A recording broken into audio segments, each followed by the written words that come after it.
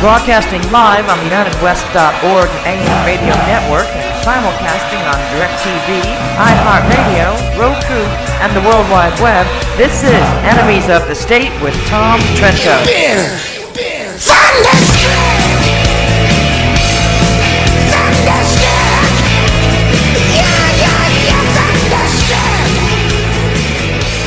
All right, the 30th of April. I'm looking at May 1st tomorrow. Anybody know what tomorrow is, May 1st? May Day. What's the significance, Mark, of May Day? Oh, I don't know. International Workers' Day. Yeah. Communist Day in the United States of America tomorrow. But today, April 30th, we may have a little discussion on some of the socialistic leanings of Mr. President right here, Mr. Obama and his family, because we have a special guest with us. We're going to bring just a moment. Loved by everybody in our audience. Hated by those who don't like us. Joel, you're in good company, you know. Yeah. We're both loved and hated by interesting people. Joel Gilbert will be here shortly. Part 2 of the ongoing expose that Joel has been doing. Mideast expert, by the way, ladies and gentlemen. He speaks 11 different languages, something like that. 12, we'll find 13, out about that. 14 different languages. We'll find out about that shortly. We're going to look at some of the video that Joel has put together. Take a look at Malik Obama. Some of you have seen that. We want you to send this show all over the place. You got to get an understanding of President Obama, the lies upon which he built his presidency. Not that that's a surprise now, but many of us told you so. Where's it going in the next 557 days until November 8, 2016? We're going to find out from our guest. Also, later on in the show, we have a couple of reports coming out of Israel. We have the wonderful Islamic State now encroaching itself on the border of Israel in the Syrian Golan. As you remember, the Golan in the northeastern part of Israel was all of Syria's until 67, 73. Came over to the Israeli side. Ain't going anywhere. The Golan is not going to be given back by any way, shape, or form. And the Islamic State fighters are lining up. A couple of mortars are incidentally falling over the border. The IDF is putting their Merkavas on that front range there as we speak.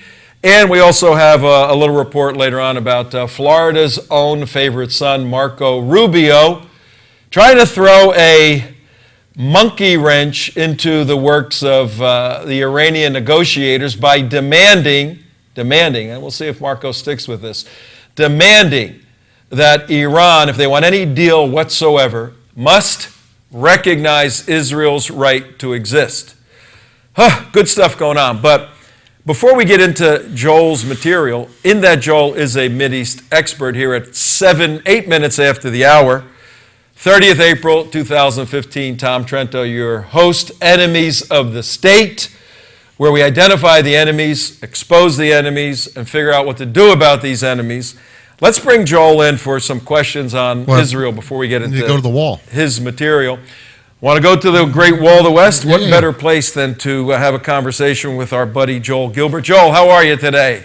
Hi, great to be here. Thanks, Tom. Good to see you. We have a report right now coming out of Israel.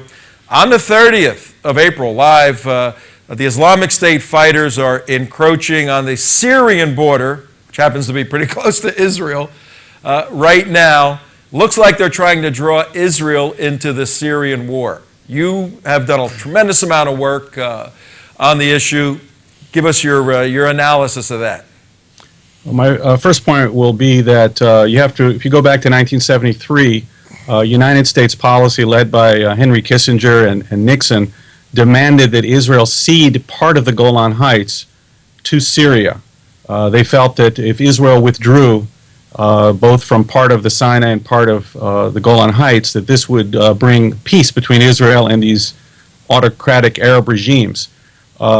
We see that this entire idea has been fatally flawed due to a basic misunderstanding of the region.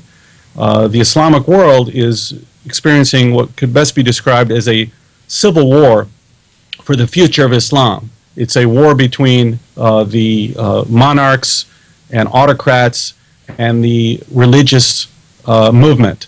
The movement of Islamism is a 100-year-old movement, long before Israel was founded, to restore the traditional values and the traditional success of Islam. Islam was successful in its first 1,000 years because of religion. It only went into decline 300 years ago because of internal decay and because of the advent of the West, which invaded Islamic territories. After World War I, the West divided up the Islamic world into nation states. They changed the loyalty. The loyalty of Muslims should not be to God, but should be to secular nation-state areas. And as I show in my film, Farewell Israel, that the idea of a nation-state was a Christian solution to Christian problems.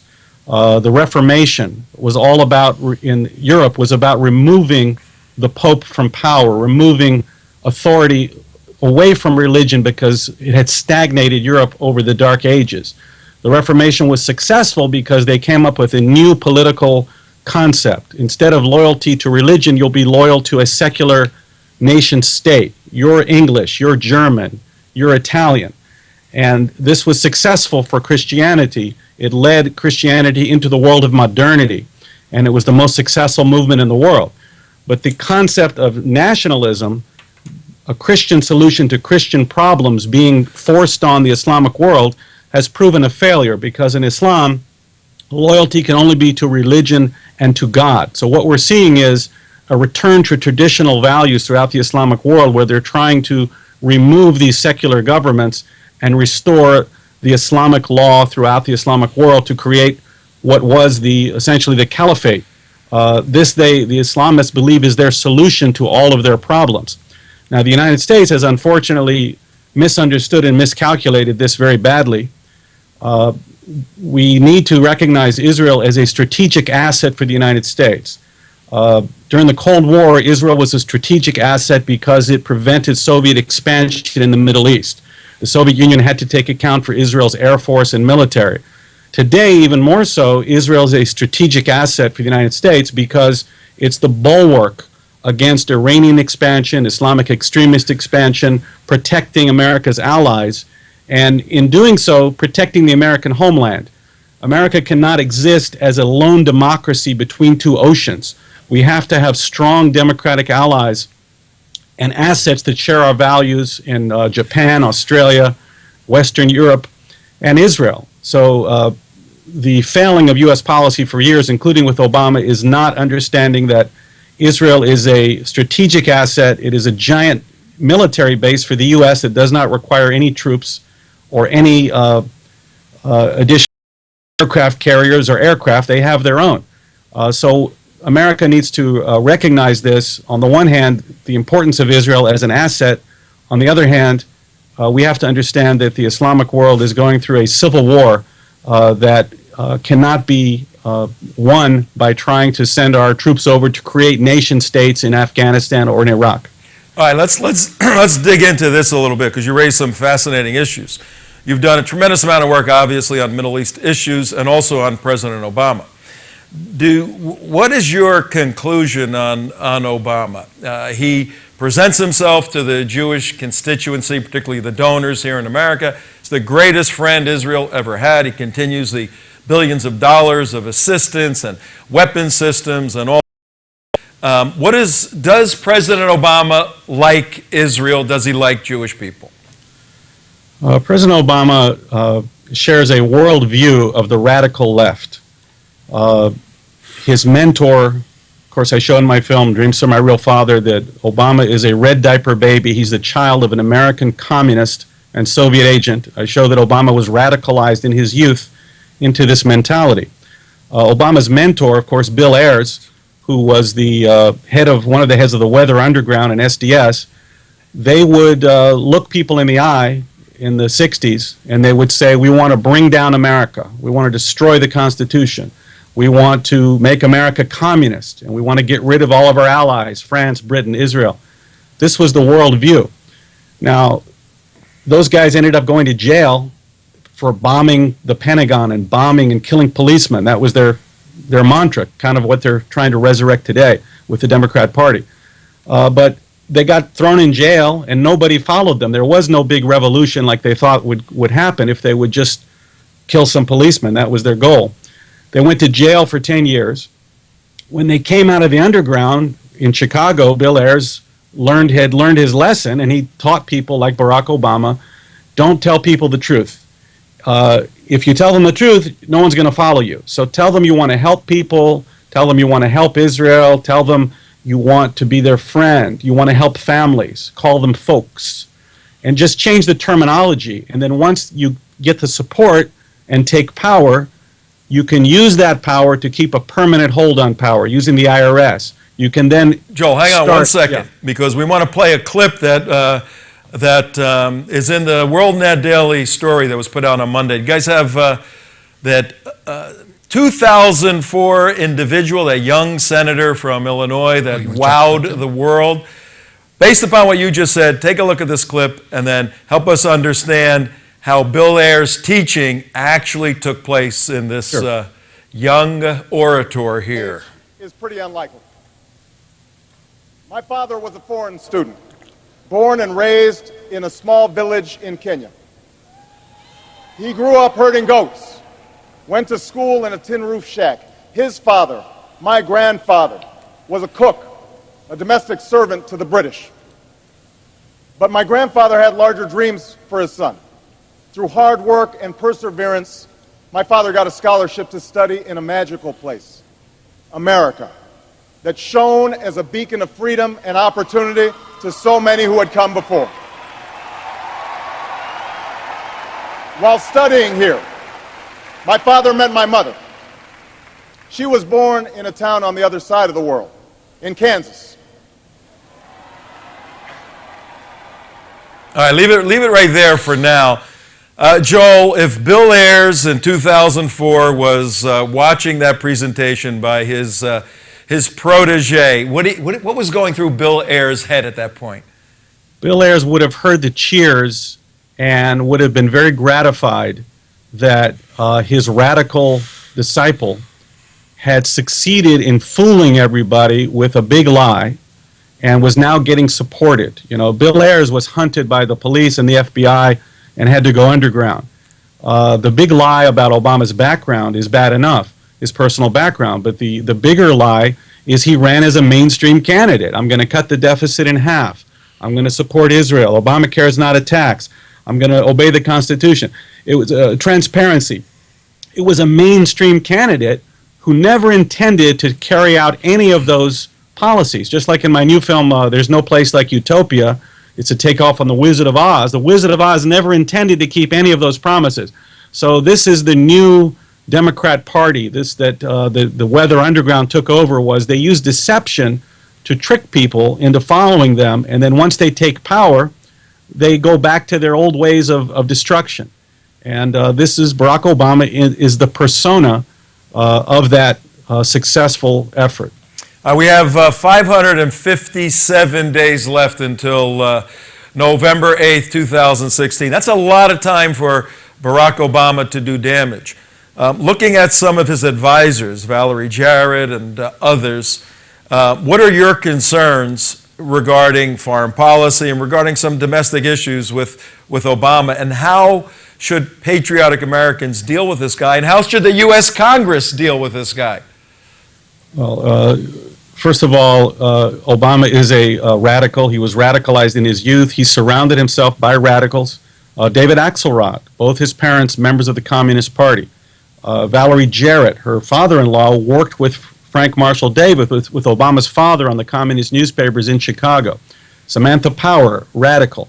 So we've had these radicals in office, and we're seeing the fruits of their policies internationally, domestically, and it's a record of decline of American power, decline of the American economy, based on their fantasy of utopia and their hatred of everything that makes America great. As far as what we can do about it, you know, we've just got to hold on. Obama, I believe, just as the Weather Underground declared war on America, I think he has an undeclared war in America going on. He's canceled all of our immigration laws, and he's been trying to foment a race war for the past year and a half. And I think these are the destructive things he's going to try to do to the United States, among other things, with every last minute. All right, it's 20 minutes after WSBR Radio, 7:40 a.m. Ladies and gentlemen, your host Tom Trento, our special guest Joel Gilbert, filmmaker, got a new film out. I'm going to ask you about that in a second, Joel.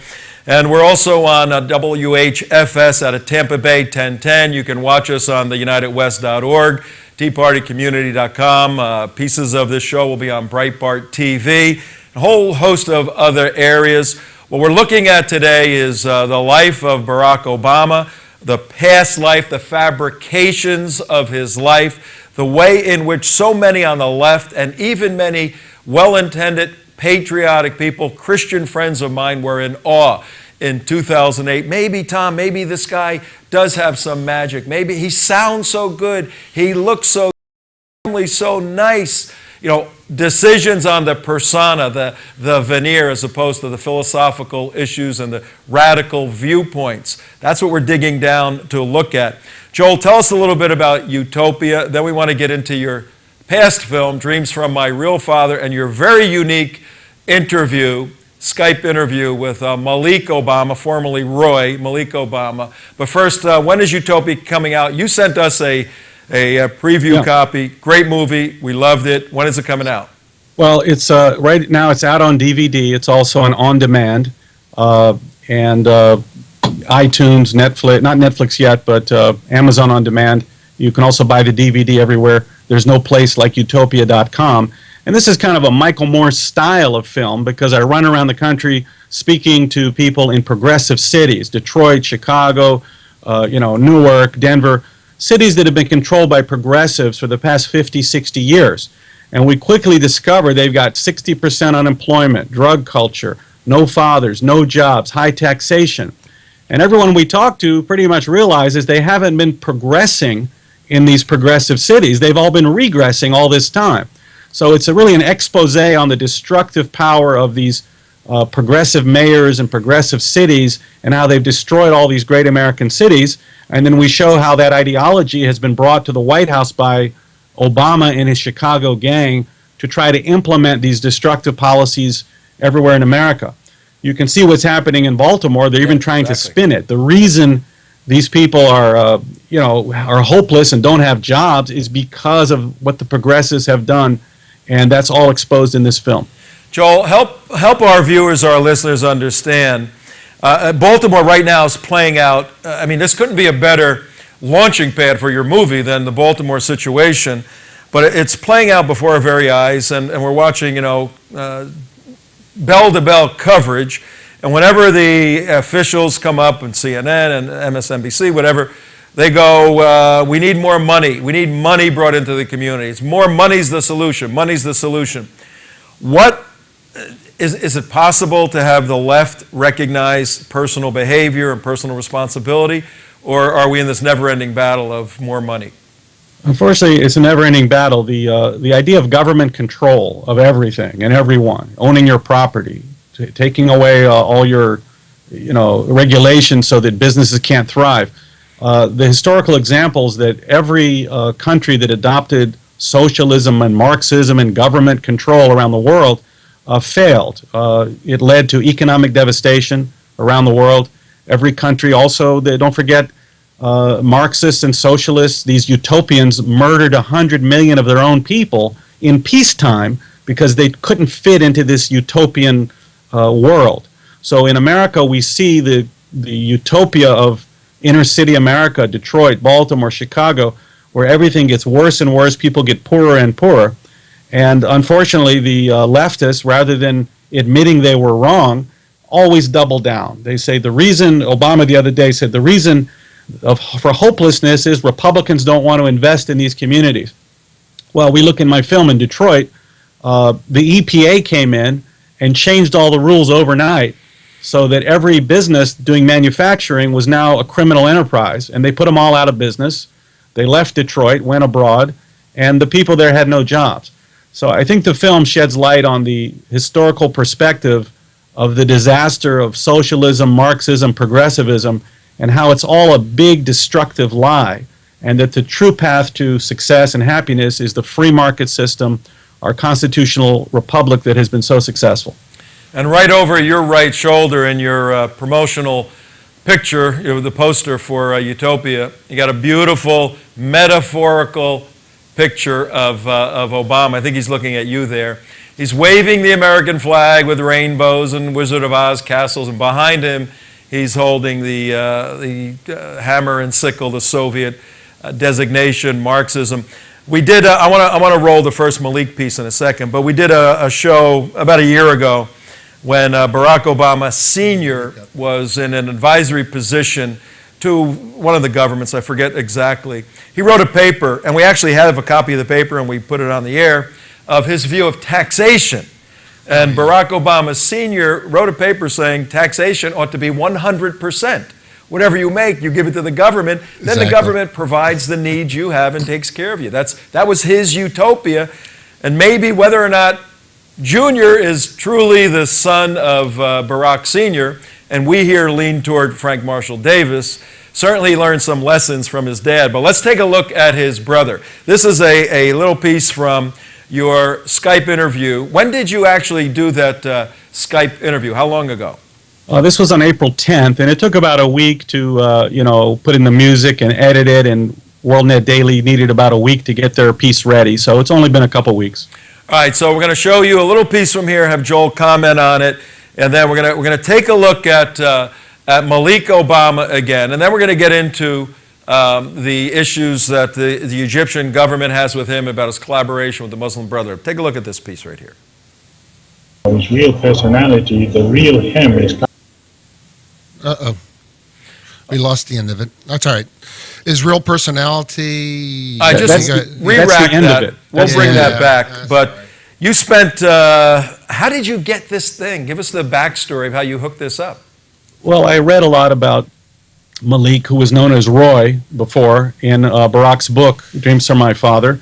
Of course, I knew that they were very close. They were best men at each other's weddings. Malik had talked about how he'd been to Chicago and had hung out with Barack during his community organizing days. Malik had brought Barack to Kenya a couple of times, and Malik had helped edit his book, so I knew they were very close for years. And I just found his phone number on the internet, and on a whim, I decided I'll give him a call. And I talked to him. I said, "Hey, how's the relationship these days with Barack?" He said, "Well, he really doesn't want to have anything to do with me anymore." Wait. You Yeah. dialed him in Kenya Yeah. and he answered the phone? Picked up the phone. Great job. I said, "Salam alaikum, my brother, and can we talk?" I introduced myself, and I said, "I'd like to send you a copy of my DVD, Dreams from My Real Father. Would you be willing to look at it?" And he said, This is "Yes." Jane, Go ahead. Jerusalem Jane from Sorry. And that led to, did he look at it first and then you set up the Skype interview, or you set it up immediately? Well, he looked at it, and after he looked at it, we spoke, and he said, maybe this explains it, why he wants nothing to do with us after he became president. We're very confused. Wow. We're very hurt. And he said, "Look, Barack looks just like Frank Marshall Davis and nothing like my father." So we became friends, and over time, he was going to come to the U.S., and that didn't work out, so we decided to do a Skype interview. And I think you can see how sincere and authentic a person Malik is. I tell you what, it comes across that way on the piece. It comes across extremely sincere, and that raises the conundrum, because we've read a lot of stuff published by WorldNet Daily too, that Malik is involved with a Hamas, with the Egyptian Brotherhood. 29 minutes after, WSBR Tom Trento, your host, Enemies of the State, our special guest Joel Gilbert, filmmaker Joel Gilbert, whole host of films. Joel, some people cycle in and out of the regular of our show. Before they leave, how could somebody get in touch with you? Sure. Well, first they can go to obamasrealfather.com. You can see the full interview with Malik Obama, as well as the movie trailer of Dreams from My Real Father, and also hit my personal website, joelgilbert.net. All right, so either way there, you have a mechanism where they can get an email to you. Absolutely. And you're prompt, you respond to the folks, or what? Yeah, I do a pretty good job, and I love to hear from people. All right, but Joel's a busy guy, so if you got something important, hit him a couple of times, because inadvertently I miss emails, and it's not, all of us like to respond to folks that have something, a question or something of interest. All right, let's go to, while you guys are sorting out the video there. Last week we had you on, and we went through this, and we had a huge response to your interview with Malik Obama. And we got a lot of emails saying, Joel's got to show the other side. This guy is a jihadi. He's hooked up with some bad people. He's been seen in public with clothing and all of this.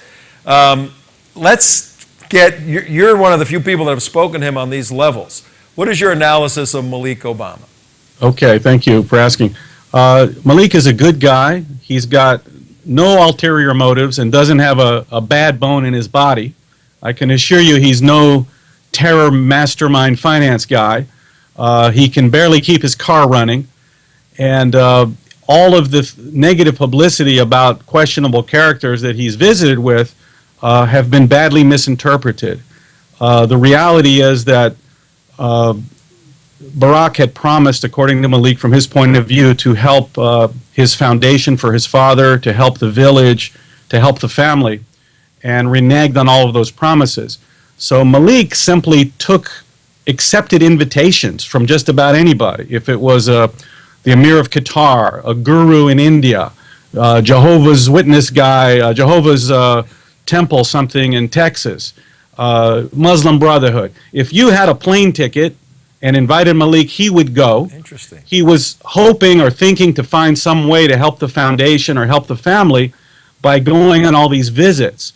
And I think it was badly misinterpreted. Every time he showed up with some questionable character, they'd say, he's a Jehovah's Temple guy. Oh, now he's a Muslim brother. Now he's a guru in India. He really is more of a Billy Carter type of guy that is trying to find or trying to capitalize somehow from the name, and people are somehow trying to bring him in to maybe, in their minds, perhaps communicate with Barack Obama. But it never worked out. He never really raised any money for the village. Every time they kind of realized Barack wasn't talking to him, they never have him back again. So it's kind of a sad situation where, comical and sad, it's almost, Tom, if you do an interview on Russia TV and they say, hey, you're a KGB agent, but all you really did is do an interview. So that's, I think, unfortunately, his visits have been misinterpreted. Yes, he's visited with a lot of questionable characters, but it never went beyond that visit, and it never worked out for him. His whole family are pretty much in poverty, and I feel bad that he's been treated poorly by Barack Obama. And when you see the interview, you'll see he's a very authentic person. That's my take. All right, now people in our audience are watching this, and their heads are starting to boil. They're going, "You got it wrong, Joel. The guy's a bad guy. The guy's a bad guy." But actually, and we try to assist our audience, our viewers and listeners, in doing the hard analytical research to get past the photoshopped or get past the incidental photos, the photo ops, where it can be misconstrued. I don't know if you know this, I'm an agent for the Mossad. That's usually because I do a lot of work with the Israeli stuff. So interesting analysis. Now I would dig down a little further, because it makes all the sense in the world that people think I can get to Barack Obama through his bumbling son, his bumbling brother here, and every screwball in the world would do that. That's human nature. It's a Billy Carter thing. I'm very familiar with that. I still have, Joel, 5. We had a 6-pack, but 1 can got lost. I got 5 cans of Billy beer in my garage, If we can get any money for that, we can use it here. But have you dug down to look at his doctrinal position? Has he written on anything, his philosophical beliefs, his religious beliefs? Okay, well, Malik became a religious Muslim after his half-brother in Kenya died in a car accident, and he realized he had to stop drinking.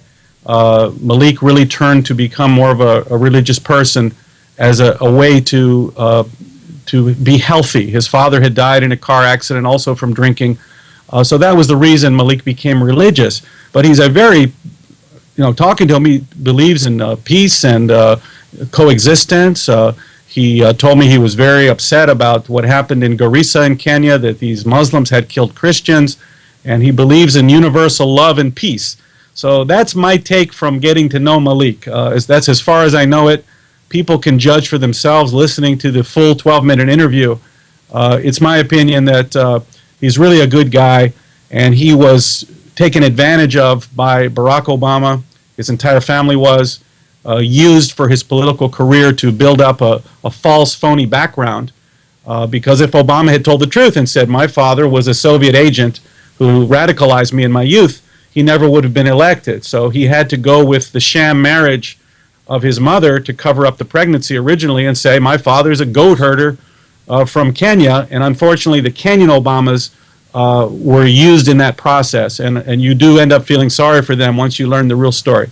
Wow. And here at Enemies of the State, we track these guys, and other than a lot of these incidental pictures, he has various Palestinian keffiyehs and garments and all of that. And that happens. When you go to these meetings, they put a hat on you, they do all this sort of stuff. So your explanation is very plausible. I don't know, you guys, have you seen Malik spool up in any jihadi stuff lately? Tom, I've seen you in a Palestinian keffiyeh in the last month. That's true. We were in Israel, and we went into Jericho. I step off the bus, and the Arab, marketeers there start putting all this stuff on you, and people were snapping pictures. So I got Palestinian things on me, You switch sides. Yeah, I switched sides real fast. So there. I could assume what Joel's saying makes perfect sense. That It's people making were a lot trying of to take sense, advantage of him, and he was taken advantage of. And I think you got that video sorted out, Yeah. right? Mm-hmm. Let's play a couple of clips of the 12-minute interview. And if you want to see the whole 12-minute interview, go to your site, right? That's the best place Yes. to see it. Yes, sir. Go to All right. Joel's site. But we're going to play a couple of pieces, and then I want to conclude this segment with you, Joel, with underscoring the point that Barack Obama is a fraud and a con, okay? That's the point we want to get out right now. Go Well, ahead, Malik roll will tell you that. it. Malik will tell you that. Go ahead, roll it. And how he treats people. How has that made you feel as the oldest brother in the family?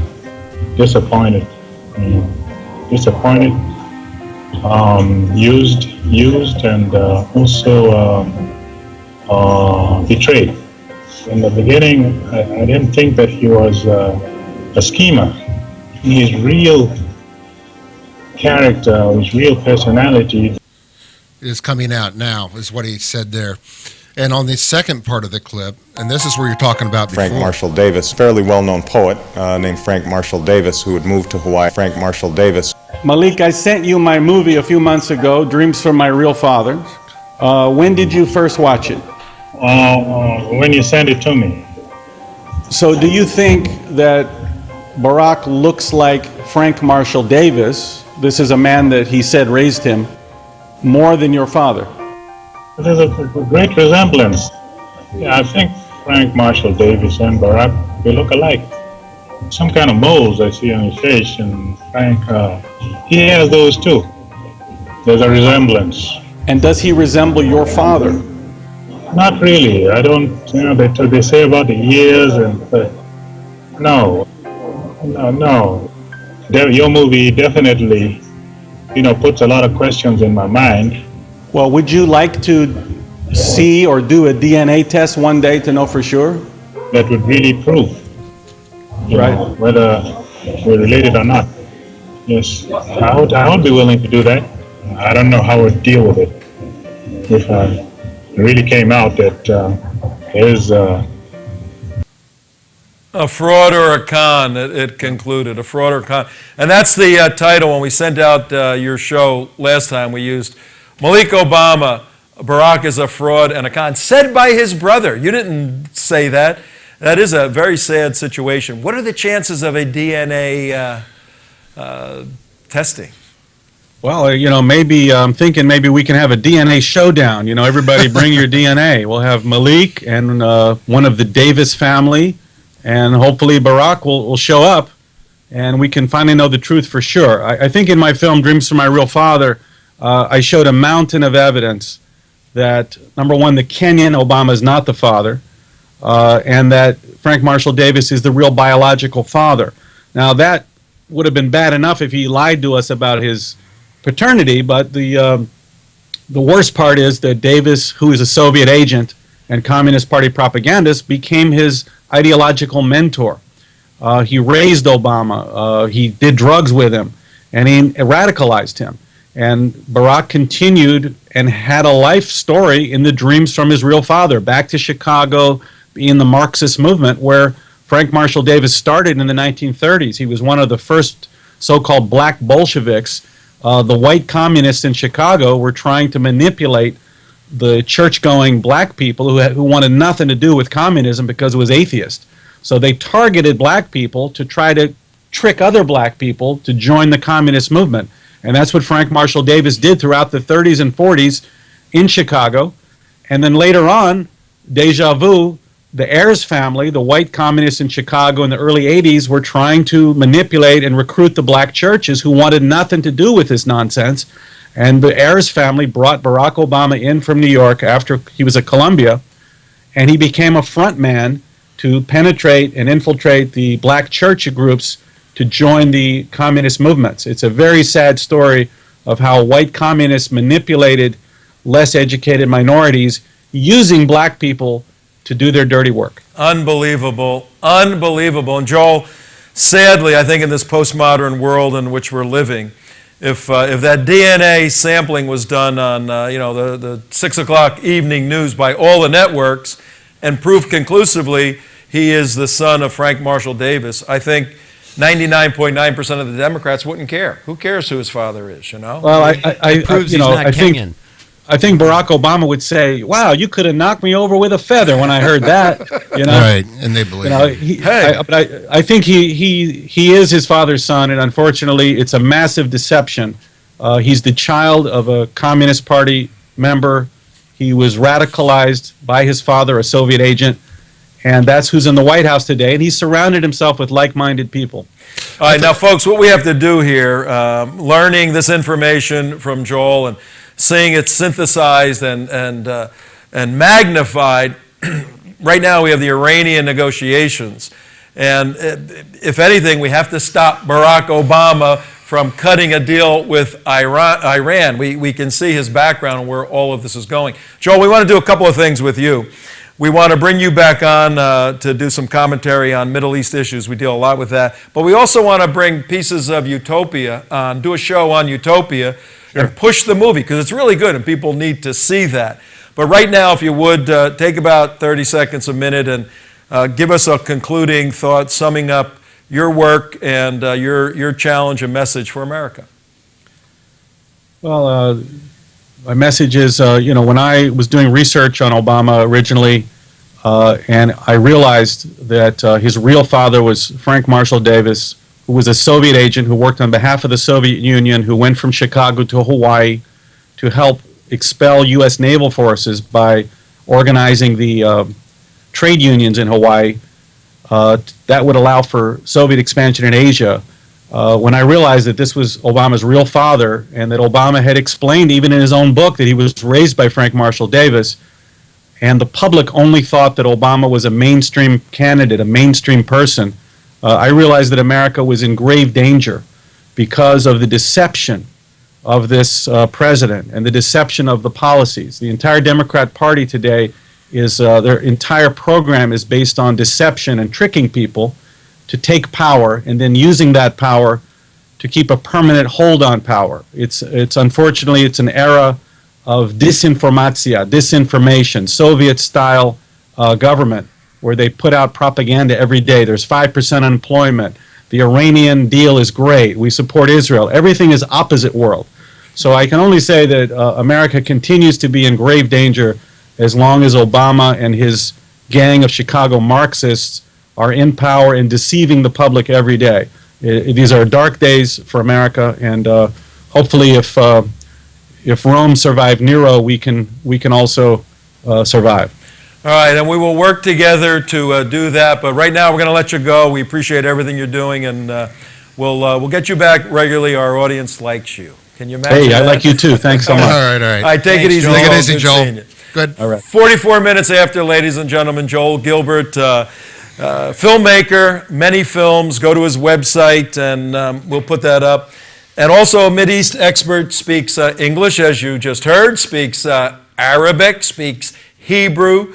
So we will have him back to work on some of these issues. Very fascinating stuff. Before we go to our next guest, what do you guys think about all of Yeah, no, it's fascinating. And what I loved about the interview was the part that where Malik Obama, it's not just some regular relative or some yokum. He was Barack Obama's best man at his wedding, and the reverse. I mean, when Malik got married, Barack Obama was his best man at the wedding. So these guys were really, really close, and there was no reason whatsoever for Malik to abandon or go against Obama, except for the fact that Obama just abandoned him and left him out in the cold to die.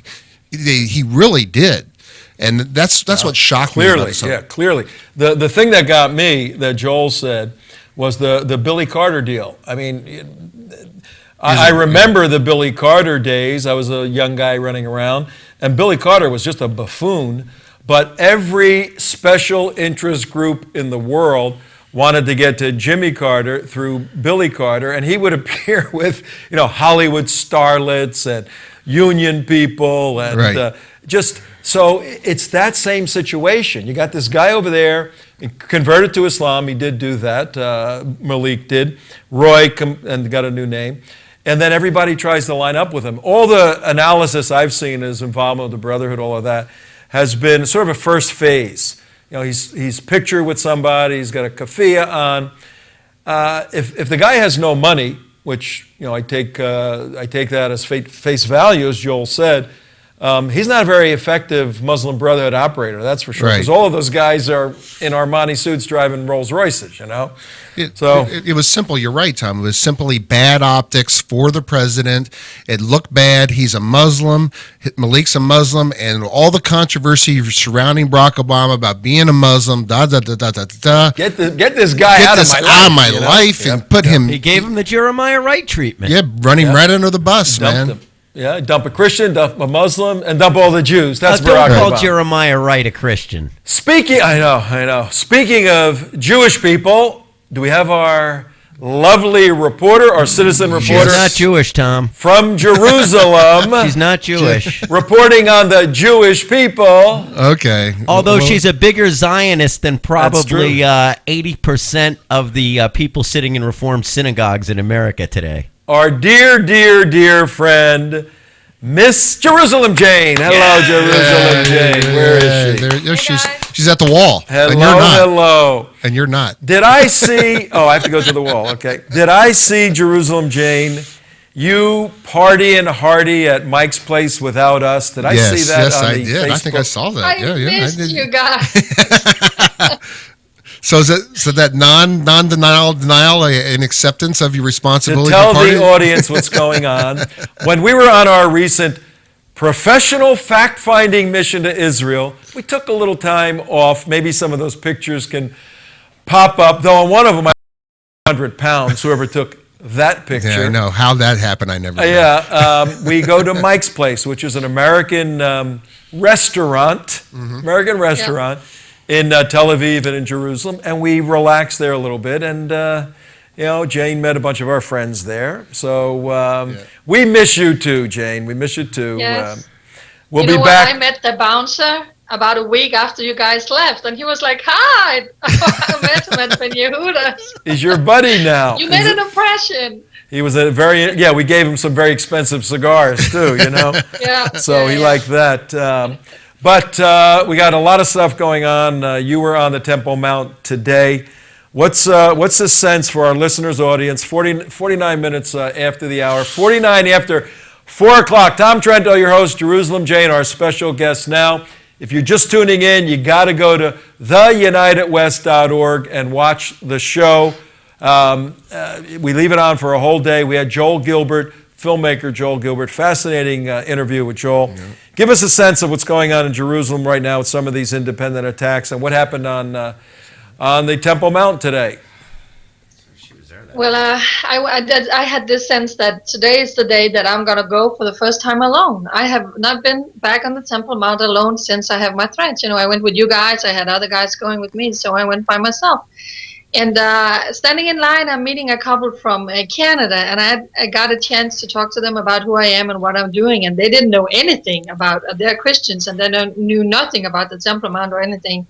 So I'm walking with them, and we have to go through security. Mark, you were there with me. Yep. And someone brought Bibles and stuff, and you don't do that because it's not allowed on the Temple Mount. So because one of the first people in the group did that, they really, really checked the rest of us. It took forever to go through today. So when we get up, I dressed because I knew they are going to come after me. So I dressed in a way that they would not, and still not good enough. Cover up. I'm like, are you kidding? But anyway, I saw Jews were waiting in line to get up, so I knew the whole Allahu Akbar was going to start again today, and it did. And there were these 4 young Jewish people had police protection going around up there. Wow. Do we have? Hang on. We're gonna show some footage. Tell me when you have one of her videos ready. We're gonna play one of your videos, and I think it's ready right now. We'll play it, then you can explain to the audience what's going on. 51 minutes after 4 p.m. East Coast time in beautiful the East Coast in Florida. And we're 7 hours late at night for Jerusalem Jane. Do we have it ready? Yep. And we do. Here we go. Check this out. This is Jane Q, Jerusalem Jane from Israel One Nation. I'm at the Temple Mount. And we have a lot of students here today. We have a lot of girls from schools, 2 different classes here. And of course they're being told a lot of lies that this is a holy place to Arabs. And there never was a first or a second temple here, that this is not holy to the Jewish people, which of course is a big fat lie. Everywhere you dig on the Temple Mount, you find Jewish artifacts that shows and prove that this place belongs to the Jewish people. So when all these school children are coming up here being told that this belongs to the Arabs, lie and propaganda every single day on the Temple Mount. And just going to turn around so I can show you where I am. When I came up here, I was told cover up. Pathetic, because I was covered up.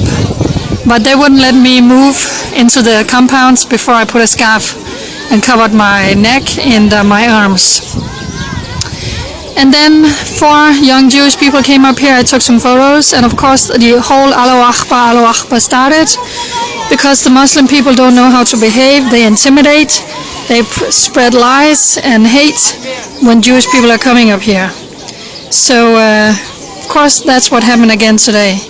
And now we have these school children making, you see the sign she's making with her hands down here, and being told that this place belongs to them, which of course it doesn't. So Arab schoolgirls on the Temple Mount, making victory signs. With some of them is having the Yasser Arafat partisan scarf. I also saw someone with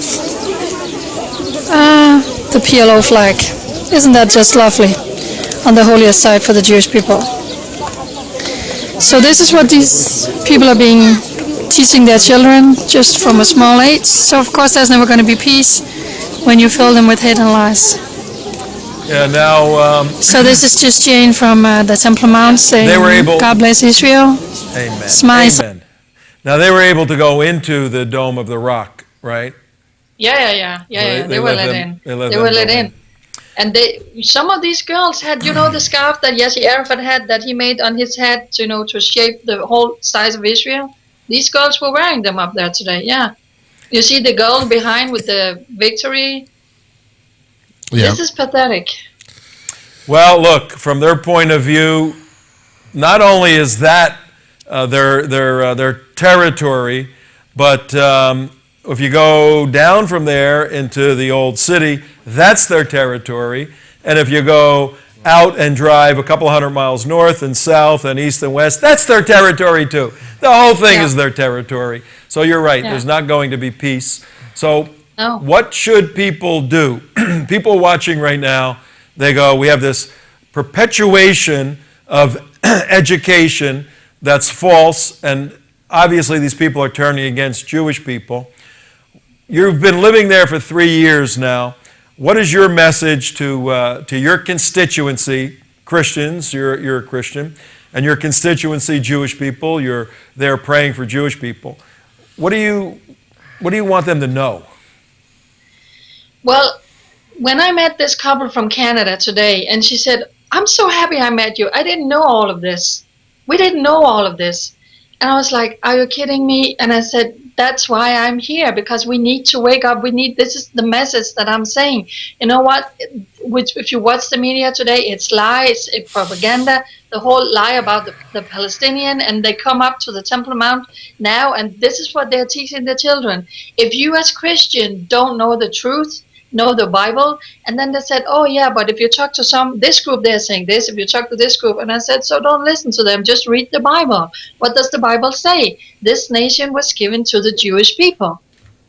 It's very simple, and for that reason, you have to stand with Israel." Yeah, very good point. We appreciate everything you're doing there. Gentlemen, Jerusalem Jane, you miss her? Yes. Very much so. Oh, Imam Abdullah's in the studio today. Why don't you say hello? She is not familiar with the concept of waqf, apparently. No, she doesn't. The Quran supersedes, it abrogates your Old Testament, and once a Muslim land, always a Muslim land, little girl. Yep. No. Can I show you what I got today? Sure. Can you see this? Can you see this? Jane. Hashtag Al-Aqsa. Jane at Al-Aqsa. Yep. I came across some girls up there. They were holding up signs, taking pictures. So I went over and I said, "What are you doing? Can I take a picture?" And they said, "Oh, this is our holy place. This is so exciting." So I said, "Can I take a picture?" And they was like, "No. Let's write your name. They're like, you are Al-Aqsa." So they're writing my name, and Jane is Al-Aqsa with a heart, and I'm being photographed with them. I'm like, you kidding me? Interfaith operation. Coexist. Coexist. That's interesting. So hey, I did it because I wanted to show again that these. I said, "Do you live in Jerusalem?" And they was like, "Yeah, we live in Jerusalem, and this is our place." And all this lies. So you see, I was photographed with these girls, and they were nice girls. They were nice and they were friendly. But hey, if it comes down to it, we know what they believe and what they're standing for, right? That's the sad part. I mean, we have dealt with many Israelis who have Arab friends, and they get along in Haifa and these other cities, Yaffo, but then when you break out, I mean, look, we don't hate Muslims by any means as Christians. We love Muslims, but we know that those girls, if they were to be maybe transplanted to the United States with a Jewish or Christian family, they'd grow up much differently than the tribal hatred that's just transferred to generation to hate Jews and hate Christians. Well, it's not just it's hard to break that cycle. And it's not just the Arabs who are doing this. It's USAID. It's all these governmental organizations that are funding these camps where people are brainwashed too, and it's not just an Arab thing, it's a US money problem feeding this too, and we can stop that. And we have the evangelical community, the hard left portion, which I hesitate to call evangelical, but we have the left side of the Catholic community too that are totally pro-Palestinian and anti-Jew, anti-Israel. So we got a lot of work to do. We only have about because when I talked to this guy from Canada today, and he started using the word Palestine, and I said, "What? Read your Bible. There's no such thing called Palestine. This is Israel." And so I'm standing there with these Christian people, and they had no clue. No clue, I'm telling you. And if you think that doesn't affect you, look at Baltimore. Look what happened there. There's a shocking interview with the guy from the Black Panthers who said, "Doesn't this remind you of Palestine against the Jews?" And he says, and Geraldo says, "You talk about the cops being the Jews?" He goes, "Yes." And he says, "So you think the cops are an occupying force?" And the guy just went silent. Yeah, there's a lot of comparisons to the Intifada kind of activity that has taken place in Israel and could take place in the future to this urban unrest here. Hey, Jerusalem Jane, we're going to have to let you go. It's the end of our show. Okay.